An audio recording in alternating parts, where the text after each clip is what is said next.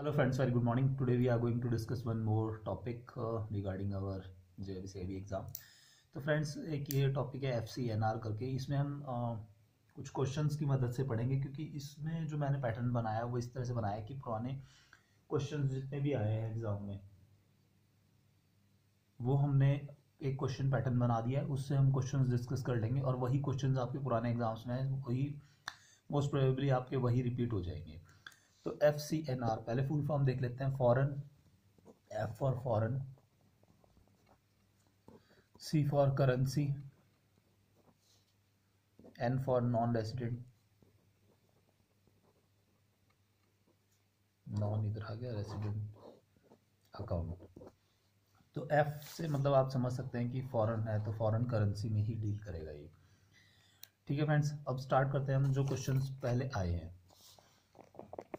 पिछले 5 सालों के क्वेश्चंस मैंने एक पैटर्न बना लिया है और अगर आपको ये PDF चाहिए हो तो आप मेरे को व्हाट्सअप कर सकते हैं. वीडियो डिस्क्रिप्शन में इसका लिंक है. FCNR की बात हम करें, पहले तो हमने इसकी डेफिनेशन समझ ली थी. Foreign currency non resident account. F मतलब आप समझ लीजिए कि फॉरेन करेंसी में ही डील करेगा, ये इंडियन रुपये में डील नहीं करेगा.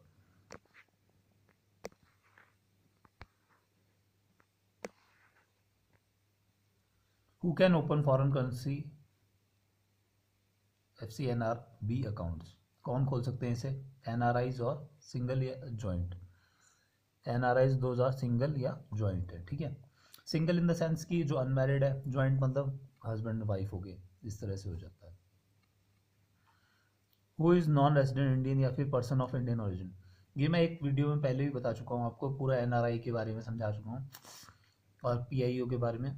देखो सिंपल सिंपल समझ लीजिए, जो इंडिया के मैप से 182 डेज बाहर रहेगा, चाहे वो पनडुब्बी में भी रहे, तो वो नॉन रेजिडेंट कहलाएगा.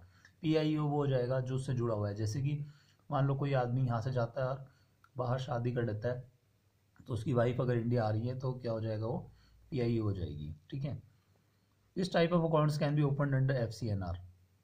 FCNR में हमेशा ध्यान रखना कि सिर्फ टर्म डिपॉजिट खोले जाएंगे, टर्म डिपॉजिट. ठीक है फ्रेंड्स, इसमें कोई RD FD saving account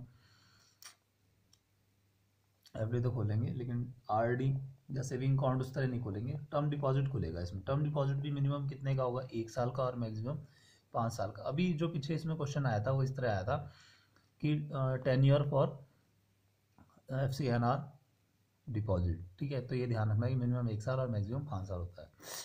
in which currencies this account can be open. ये सबसे ज़्यादा जरूरी क्वेश्चन है कि कौन कौन सी करेंसी में. ये ध्यान रखना, कई बार वो ये पूछ लेते हैं कितनी करेंसी है, तो 6 करेंसीज होती हैं. ये भी ऑप्शन में आया है.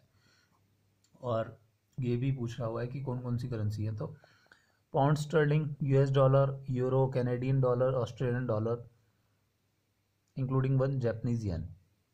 तो ये 6 करेंसी RBI ने परमिट करी है जिसमें कि FCNR अकाउंट खुल सकता है. ठीक है friends, these accounts can be open with which funds. किस तरह के फंड से खोल सकते हैं. देखो पहले मैं इसको रीड करके बता देता हूँ आपको, तो ये ऐसे ही समझ में आ जाएगा आपको. These accounts can be open as per depositor choice in any of the permitted currency. Permitted currency कौन सी है, ये जो 6 अभी हमने बात करी ऊपर. विद या without of the funds received as foreign inward remittance in convertible currency through normal banking channel. The foreign currency travellers cheque या notes may be accepted during temporary visits of the NRI for credit to account. देखो अगर मान लो आप कहीं घूमने जाते हो तो आप पहले क्या ले जाते थे, फॉरेन करेंसी ट्रैवल चेक या अपने पास करेंसी लेके जाते थे. आजकल तो ये ATM वगैरह ये सब चीज़ें आ गई हैं, लेकिन पहले ये ट्रैवलर चेक बहुत चलता था. तो आप उससे भी अगर फंड लेके आएंगे तो भी आप इजीली इस अकाउंट को खोल के और इसमें पैसे जमा कर सकते हैं. टेम्पररी विजिट पे जो NRIs आते हैं वो भी ये अकाउंट खोल सकते हैं और जो ट्रैवलर चेक लाएंगे वो इसमें जमा कर सकते हैं. ठीक है, नेक्स्ट क्वेश्चन देखते हैं. Can these accounts be open jointly with Indian resident. ये तो यहीं ऊपर बात होगी थी ज्वाइंटली अकाउंट की ना. तो इसमें ये कहता है कि जैसे मान लो कोई NRI है और यहाँ पे कोई इंडियन रेसिडेंट है, उसकी मम्मी पापा तो रेसिडेंट है ना इंडिया की, तो उनके साथ जॉइंट अकाउंट खोल सकता है. हाँ यस, खोल सकता है with close relative. Close relative की एक अलग से डेफिनेशन है, वो हम कभी और कवर कर लेंगे. बट क्लोज रिलेटिव यही है कि आपका मदर फादर हो गए या फिर मेनली ब्लड रिलेशन में जो आएंगे. Whether nomination is permitted in FCNRB account. ये चीज़ हमेशा ध्यान रखें कि नॉमिनेशन हर अकाउंट में ही RBI ने मैंडेटरी कर दिया है। नॉमिनेशन का बहुत फ़ायदा है, अगर मान लो किसी की डेथ हो जाती है तो पैसा देने में इतनी ज़्यादा झंझट होती नहीं है फिर। ठीक है फ्रेंड्स, अब देखते हैं what are the maturity periods under the scheme. Maturity periods की तो हम बात करें तो यही है कि आपका 1 साल से लेके और 5 साल तक होगा। तो इसमें ये सारे ऑप्शन सही हैं। अगर ऐसे आपका ये यही क्वेश्चन अगर आ जाता है तो देख लें आप, 1 साल और less than 2 years, 2 years and above 3 years. तो जब तक 5 साल, 1 साल से शुरू होकर और 5 साल तक के बीच का जो भी ऑप्शन रहेगा आपका सही आएगा। तो इस ये वाला अगर क्वेश्चन यही सेम सेम आ जाए तो इसमें आपका all of the above answer सही होगा। ठीक है, लेकिन यहाँ पे ध्यान रखना कि 5 ईयर्स ओनली तक हो। कहीं पता चला इसके अगर 5 ईयर्स टू 6 ईयर्स ऐसे अगर लिखता है तो ये ऑप्शन नॉट हो जाएगा, और यहाँ पे मैच्योरिटी पीरियड नो वाला क्वेश्चन हो सकता है। तो ये क्वेश्चन आया हुआ है। ठीक है फ्रेंड्स, मैं आपको टिक कर दूंगा कौन कौन से क्वेश्चन आए हुए हैं। एक ही टर्म डिपॉजिट वाला कितने साल मिनिमम मैक्सिमम, ये वाला क्वेश्चन आया हुआ है। ये पॉइंट्स ट्रेडिंग वाला, वैसे मैक्सिमम इसमें से मोस्टली क्वेश्चन आए हुए हैं लेकिन वो थोड़ा सा घूम फिर के आए हुए हैं। ठीक है फ्रेंड्स, यही क्वेश्चन पेपर सेम आपको FCNR के क्वेश्चन जो भी मिलेंगे इसी पेपर में से ही मिल जाएंगे सारे। Whether interest income from FCNRB account is taxable और नॉट। ये सबसे बड़ी चीज़ होती है कि आप मान लो जैसे सेविंग अकाउंट में आप 5-6 लाख रुपए जमा कर देते हैं तो उस पर आपको जो इंटरेस्ट मिलता है उससे आपका TDS कटता है, लेकिन FCNRB अकाउंट जो है इसमें से कोई TDS नहीं कटेगा। ठीक है, तो ये क्या लिखेंगे, IT एग्जेम्प्टेड अकाउंट है।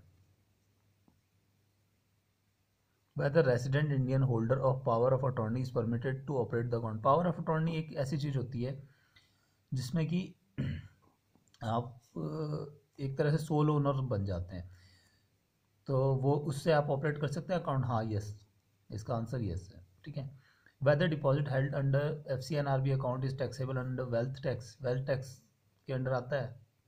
No, deposit held under FCNRB account is not taxable under wealth tax. ये भी ध्यान रखें, FCNRB में ना तो आपको वेल्थ टैक्स पड़ेगा ना ही इनकम टैक्स पड़ेगा, दोनों चीज़ नहीं पड़ेंगी। इज द एडिशन और deletion of names of joint account holders allowed. देखो कई अकाउंट्स में अलाउड नहीं करते, कई में अलाउड करते हैं। तो इसमें क्या करेंगे, अलाउड है। At the request of all the joint holders bank में अलाउ द एडिशन और deletion of the names of joint holders as per the rules. मान लीजिए अदर सर्वाइवर आपने अकाउंट खोला, ठीक है, अब आप चाहते हो कि आप अपनी वाइफ को उस अकाउंट में से हटा दें, तो क्या होगा, दोनों की रिटर्न परमिशन लेंगे, उसके बाद ही हटा सकते हैं। ठीक है फ्रेंड्स,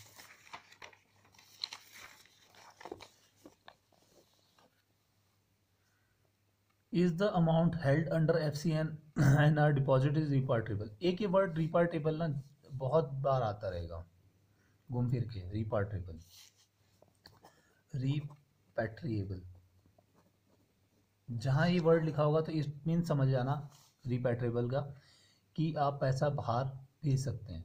जहाँ नॉन रिपैट्रेबल होगा तो वहाँ बाहर आप नहीं पैसा भेज पाएंगे। तो FCNR का अमाउंट जो है यस है, फंड्स प्रिंसिपल और इंटरेस्ट दोनों ही आप जो है फॉरेन करेंसी में बाहर भेज सकते हैं। जो भी इसमें आपका डिपॉजिट पड़ा होगा अगर आप उसको बाहर भेजना चाहें तो भेज सकते हैं। ठीक है, is proceeds of the account also repatriable to third parties. Yes, as per the instruction subject to the bank satisfied. मतलब बैंक भी सेटिस्फाइड होना चाहिए ना, कहीं पता चला आप जो है टेररिस्ट को फंडिंग करने के लिए भेज रहे हो तो वो गलत हो जाएगा। तो इसलिए जो है बैंक पहले सेटिस्फाइड करेगा अपने आप को कि वो फंड सही जगह जा रहे हैं, तो थर्ड पार्टी को आप भेज सकते हैं। थर्ड पार्टी होता है, मान लीजिए आप किसी और बंदे को भेज रहे हैं, तब इस transfer of funds from existing FCNRB NRE account to FCNRB account and vice versa permitted without the prior approval of RBI। Yes, अगर मान लो आपका NRE अकाउंट है उसमें से आप FCNR अकाउंट में डालना चाहें तो आप आसानी से डाल सकते हैं, आपको RBI की अप्रूवल की ज़रूरत नहीं है। ठीक है फ्रेंड्स, कुछ केसेस में RBI की अप्रूवल कहीं कहीं पे ज़रूरी होती है। जैसे मान लो आप पाकिस्तान से कोई आके यहाँ पे खाता खोलता है तो RBI की अप्रूवल मैंडेटरी होती है। जैसे कोई पढ़ने के लिए आया कुछ है तो पहले RBI की अप्रूवल ज़रूरी होती है। What is the manner of payment of interest on FCNRB account. ये बहुत इंपॉर्टेंट चीज़ है, ये क्वेश्चन आप चाहे टिक मार्क कर लीजिए, ये कई बार पूछा गया है। देखो, for deposit up to 1 year without any compounding effect, मतलब 1 साल तक जो पैसा जमा रहेगा उस पर आपको कोई कंपाउंडिंग इफेक्ट नहीं मिलेगा उसमें। ठीक है, कंपाउंडिंग इफेक्ट ऐसा होता है 1 + 1 फिर ये 2 हो जाएगा, 2 + वन इस तरह मतलब ब्याज पे ब्याज मिलता जाएगा आपको, तो वो अफेक्ट नहीं होगा अगर आप 1 साल तक का ही जमा रखते हैं। For deposit of over 1 year compounding eight intervals of 180 days, मतलब अगर 1 साल से ज़्यादा होगा तो कंपाउंडिंग होगी, लेकिन 180 दिन के बाद, मतलब 180 दिन का ब्याज जो मिलेगा वो उसमें ऐड हो जाएगा, फिर उसके बाद उस टोटल अमाउंट पे फिर 180 दिन का ब्याज मिलेगा, और रिमेनिंग देयर आफ्टर मतलब जितने दिन तक आपने फिर पैसे रखे होंगे। How the interest is to be paid, ये इसकी कैलकुलेशन वगैरह नहीं आती है, सिर्फ आपको पता होना चाहिए कि इंटरेस्ट कैसे कैलकुलेट होता है इस पर, ठीक है।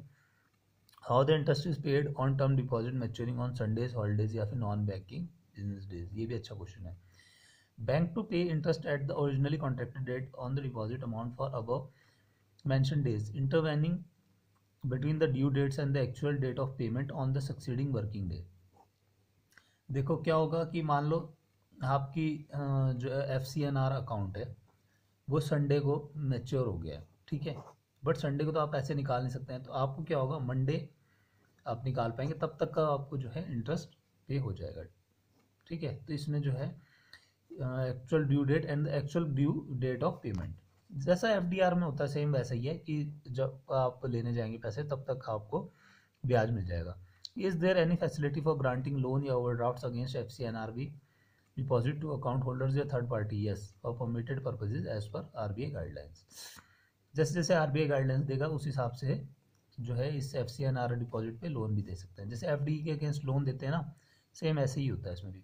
What are the restrictions on advances against FCNRB deposits? Banks are at present prohibited from granting fresh loans or renewing existing loans in excess of ₹1 crore। देखो 1 करोड़ तक तो आप लोन दे सकते हैं FCNR पे विदाउट एनी परमिशन, लेकिन उससे ऊपर आपको RBI ने मना कर रखा है कि नहीं देना है। क्यों?